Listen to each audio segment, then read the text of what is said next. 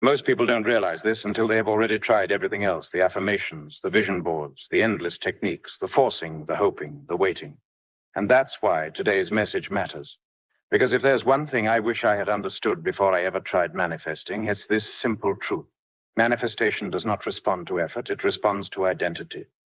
Most people approach manifestation the same way they approach goals. They say things like, I am going to be wealthy, I am trying to attract abundance, I hope money comes to me, I am working toward financial freedom. And on the surface, that sounds reasonable.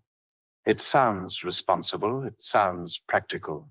But energetically, psychologically, and spiritually, it keeps everything just out of reach. Here's why. Every time you say going to, trying to, hoping to, you are placing what you want in the future. You are declaring right now that it is not true. And the creative power that shapes your life does not operate in the future. It operates only in the present moment, through your awareness, through your sense of being, through what you accept as true right now. This is the part that changes everything once you see it. The power that creates your experience is not something outside of you responding to your requests. It is your own awareness expressing itself. Your life is not reacting to what you want. It is reflecting what you assume yourself to be. That's why simply saying I will be rich does nothing. That statement carries an identity of someone who is not rich yet. And life faithfully reflects that state back to you. Tomorrow never arrives in consciousness. There is only now. And what you are now determines what shows up next. When you understand this, you begin to see why so many people work so hard on manifestation and feel like nothing sticks. They are trying to change outcomes without changing the state they are living from. They are decorating the outside while leaving the foundation untouched. The real work has never been about making money appear. It has always been about who you are being in relationship to money. Money does not respond to words. It responds to state. It responds to what feels normal to you. It responds to what you quietly accept as true about yourself when no one else is listening. This is why awareness is everything. Awareness is the creative force. Awareness is the source. Awareness is what ancient teachings, modern psychology, and even neuroscience all point back to in different language. What you are aware of being, you express. What you claim internally as true, even without proof, becomes the pattern your life organizes around. Most people miss this because they are taught to wait for evidence first. They believe they need to see money before they feel secure, see success before they feel confident, see stability before they relax. But the order is reversed. The feeling comes first. The assumption comes first. The evidence follows. Think about it. Every major change in your life started internally. Before anything shifted on the outside, there was a subtle moment where you began to see yourself differently. You became someone who could handle it. Someone who expected more. Someone who stopped arguing for limitations. That internal shift came before the opportunity, before the relationship, before the breakthrough. Money works the same way. Wealth is not an event. It is a state of consciousness. It is a way of moving through the world that says, there is enough. I am supported. I am capable. I am safe. When that becomes your baseline, money has a path to enter your experience. This is also where many people unintentionally block themselves. They associate money with stress, pressure, fear, resentment, and constant effort. They think about money while feeling tense. They talk about money while feeling frustrated. They plan money while feeling behind. And then they wonder why money feels distant or inconsistent. Money does not respond to struggle. It responds to ease. Not laziness, not passivity, but inner ease. A regulated nervous system. A relaxed sense of self. A feeling of enoughness that exists before the numbers change. This is why forcing techniques rarely work long-term. You can repeat affirmations all day, but if underneath them you feel unsafe, desperate, or resentful, that emotional state is what you are actually affirming. The subconscious does not respond to words. It responds to feeling, and feeling is shaped by identity. So the real question becomes this: Who are you being while you are trying to manifest? Are you being someone who is chasing or someone who is expecting? Are you being someone who feels behind or someone who feels aligned? Are you being someone who is proving or someone who is allowing? This is not about pretending or lying to yourself. It is about choosing a new internal posture, one that feels calmer, steadier, more grounded, one that does not argue with reality, but also does not submit to it as final. You don't need blind belief. You don't need excitement. You don't need hype. What you need is relief. Relief is the signal of alignment. Relief says, I don't have to push. I don't have to convince. I don't have to chase. Things can move toward me too. When your inner conversation shifts from struggle to neutrality, from pressure to trust, from lack to openness, your outer world begins reorganizing itself. Not magically, but naturally. Opportunities feel easier to see. Decisions feel clearer. Actions feel less forced. And money begins responding to the version of you that is no longer fighting it. Once this clicks, you start to understand why effort alone has never been the deciding factor. Hard work does not repel money, but resistance does. And resistance is not what you do. It's how you feel while doing it. Two people can work just as hard, take the same actions, and get completely different results because they are operating from entirely different inner states. One person is working from pressure, from the belief that if they stop pushing, everything will fall apart, from the fear that nothing is guaranteed and they must constantly prove their worth. The other person is working from clarity, from trust, from the assumption that they are supported, capable, and moving with life rather than against it. Same actions, different identity, different outcome. This is why money is so closely tied to your nervous system. When you feel unsafe, rushed, or behind, your system tightens. Your perception narrows. You become reactive instead of receptive. And in that state, you miss opportunities, not because they are not there, but because you are not available to see them.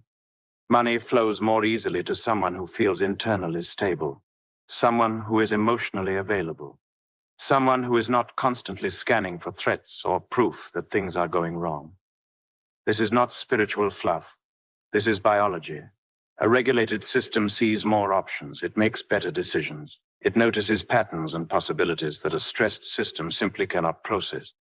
That's why trying to manifest money while living in constant anxiety is like trying to receive a signal on a radio filled with static. The signal hasn't stopped broadcasting. You're just not tuned clearly enough to receive it. This is also where language quietly shapes reality, not because words themselves are magic, but because words guide emotion. And emotion reinforces identity. When you constantly say things like, I can't afford that, money is tight, everything is so expensive, you are reinforcing a state of contraction. Even if it feels harmless or realistic, it carries a tone of limitation. Shifting language is not about lying. It's about choosing language that doesn't lock you into a powerless state. Saying something is not a priority right now feels very different than saying you can't have it. One keeps you in choice. The other reinforces lack. Over time, those small differences compound into very different experiences. The same applies to how you think about earning. Many people carry an unexamined belief that money must come through exhaustion, sacrifice, or struggle. And as long as that belief is active, ease will feel unsafe. Opportunities that feel lighter will be dismissed. Simpler paths will be ignored because they don't match the identity of someone who believes money must be earned through pain. But the universe does not reward suffering. It responds to coherence. When your thoughts, emotions, and actions are aligned, things move faster with less friction. This is why people sometimes receive financial breakthroughs during periods where they stop obsessing, stop forcing, and start living more fully. They didn't stop caring. They stopped clenching. This is also why gratitude works when it works, and fails when it's forced. Gratitude is not a moral exercise. It's a signal. When you genuinely appreciate what is already working, what is already flowing, you communicate to your system that you are safe, that there is enough. And from that state, expansion becomes natural. But gratitude, mixed with resentment, cancels itself. Gratitude performed while complaining internally does nothing. What matters is the emotional tone underneath. Calm appreciation multiplies. Tense gratitude does not. The same principle applies to giving. Giving does not attract money when it is done from fear, obligation, or manipulation. It attracts money when it is an expression of overflow. When giving feels easy, relaxed, and natural, it reinforces an identity of someone who has enough, and life responds to that identity. This is why the fastest way to shift your financial experience is not another technique, but a shift in how you feel now. Feeling better now is not ignoring your goals. It is aligning with them. Joy, ease, presence, and clarity create a much cleaner channel than obsession ever could. You don't need to be excited all the time. You don't need to be positive all the time. What you need is steadiness, a quiet confidence, a baseline sense that you are okay, supported, and moving in the right direction. From that state, the right ideas surface, the right actions feel obvious, and money begins responding to the version of you that is no longer chasing it, but allowing it to meet you where you are. At some point, you begin to notice something subtle but powerful. When you stop chasing money as proof of your worth, it starts showing up in ways that feel natural, not dramatic, not forced, not stressful, just steady, just logical, just aligned. And this is where most people misunderstand manifestation entirely. They think it's about intensity, about emotion, about wanting something badly enough. But intensity rooted in lack only amplifies lack. The real shift happens when money stops being emotional, when it stops being loaded with fear, urgency, or meaning about who you are. When money becomes neutral again, it becomes cooperative. You stop fighting it. You stop moralizing it. You stop making it the judge of your value. And the moment that happens, your relationship with it changes. This is why so many people receive financial relief right after they let go of desperation. They didn't give up. They released pressure. They stopped demanding that money fix their life, their past, or their sense of self. And once money is no longer asked to carry that weight, it flows more freely. There is a quiet maturity that develops when you begin to understand this. You realize that wealth is not about proving anything. It's not about catching up. It's not about becoming someone else. It's about stabilizing into who you already are. A person who can hold more without collapsing. A person who can receive without guilt. A person who can have without fear of loss. This is why identity always comes before income. If your sense of self cannot tolerate abundance, you will unconsciously sabotage it. You will overspend, undercharge, avoid opportunities, or create chaos, just to return to what feels familiar. Not because you are broken, but because your nervous system is trying to protect you from the unknown. Familiar pain feels safer than unfamiliar ease, until you retrain yourself. And retraining does not happen through force. It happens through repetition, through calm reminders, through choosing again and again to relate to money from steadiness instead of reaction, through noticing when old stories arise and choosing not to follow them. You may notice moments where money triggers frustration, shame, or fear. That's not failure. That's information. It's showing you where an old assumption still lives.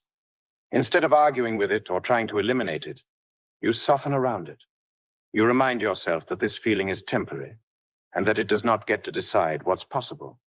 This is where patience becomes power. Not passive patience, but grounded patience. The kind that knows things are rearranging even when nothing is visible yet. The kind that does not panic during silence. The kind that understands momentum builds quietly before it shows itself. Most breakthroughs do not arrive with fireworks. They arrive with normalcy. A conversation, a decision, an opportunity that feels obvious only in hindsight. And they are often missed by people who are too tense to notice them. This is why presence matters so much. When you are here, fully here, you are available to life. When you are constantly projecting into the future or replaying the past, you miss what is trying to meet you now. Money moves through moments, through people, through timing. And timing is only visible to someone who is present. You begin to realize that wealth is less about accumulation and more about circulation. energy moving without obstruction, ideas flowing, resources exchanging hands, value being created and received. And you are part of that flow, whether you trust it or resist it. The moment you stop asking, why isn't it here yet? And start living as someone who expects things to work out, something shifts. Your posture changes. Your tone changes. Your decisions change. You become easier to work with, easier to trust, easier to support. And the world responds to that version of you. This is not because you convince the universe of anything. It's because you finally stopped arguing with it. And slowly, almost imperceptibly at first, money begins to reflect that inner shift, not as a reward, but as a mirror, showing you that when you change how you relate to life, life changes how it relates to you. Eventually, you reach a point where money no longer feels like the main event. It becomes a byproduct, a response, something that moves in rhythm with the way you move through life. And this is the stage most people never reach. Not because it's difficult, but because it requires letting go of the drama they've been taught to associate with success. When your inner state is calm, when your sense of self is steady, money stops being something you chase and starts being something that collaborates with you. You begin to notice that the best opportunities do not arrive when you are frantic or trying to force a breakthrough. They arrive when you are clear, when you are grounded, when you are no longer trying to escape your current moment, but are actually inhabiting it. This is where wealth becomes sustainable, not just financially, but emotionally. You are no longer riding waves of hope and disappointment. You are no longer measuring yourself by external numbers. You are simply participating in life from a place of trust. And that trust creates consistency. At this stage, your actions feel different. You still take them. You still work. You still create. But the energy behind what you do has changed. There is no urgency, no panic, no sense that everything depends on this one move. And because of that, your decisions are cleaner. You see more clearly. You choose better. This is why ease is not laziness. Ease is alignment. It is the absence of resistance. It is what happens when you are no longer fighting yourself or the world. And money, like everything else, responds to that absence of friction. You begin to recognize that abundance is not something you get. It is something you allow. It is something you stop blocking. And most blocks were never external to begin with. They lived in beliefs you inherited, stories you repeated, and identities you never questioned. Once you question them, once you loosen your grip on the idea that life must be hard to be valuable, the entire structure shifts. You no longer need to prove anything. You no longer need to earn permission to receive. You simply receive because receiving is natural. This is where gratitude becomes effortless. Not because you are forcing positivity, but because you can actually see how much is already working. You notice support where you once saw absence. You notice opportunity where you once saw limitation. And this perception change alone alters your experience dramatically. Money responds to that awareness. It responds to someone who can hold it without fear, without urgency, without attaching their identity to it. It responds to someone who understands that wealth is not about accumulation, but about flow. And flow requires trust. There will still be moments where old habits surface, where doubt tries to speak, where the mind wants to tighten again. That does not mean you've lost your alignment. It simply means you're human. And the difference now is that you recognize it sooner. You don't spiral. You return to center. Each time you do that, you strengthen the new pattern. Each time you choose steadiness over panic, clarity over obsession, trust over force. You reinforce the identity of someone who is supported. And that identity becomes your new baseline. From there, money has very little choice but to reflect it. Not because you demanded it, not because you tried harder, but because your inner state finally matched the reality you were asking for. And when that alignment is in place, manifestation is no longer something you do. It is simply how life responds to you.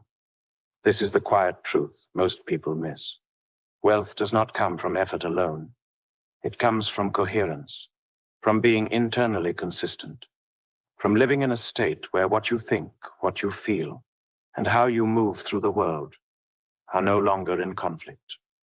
When that happens, everything simplifies, and money, like everything else, finds its way to you naturally.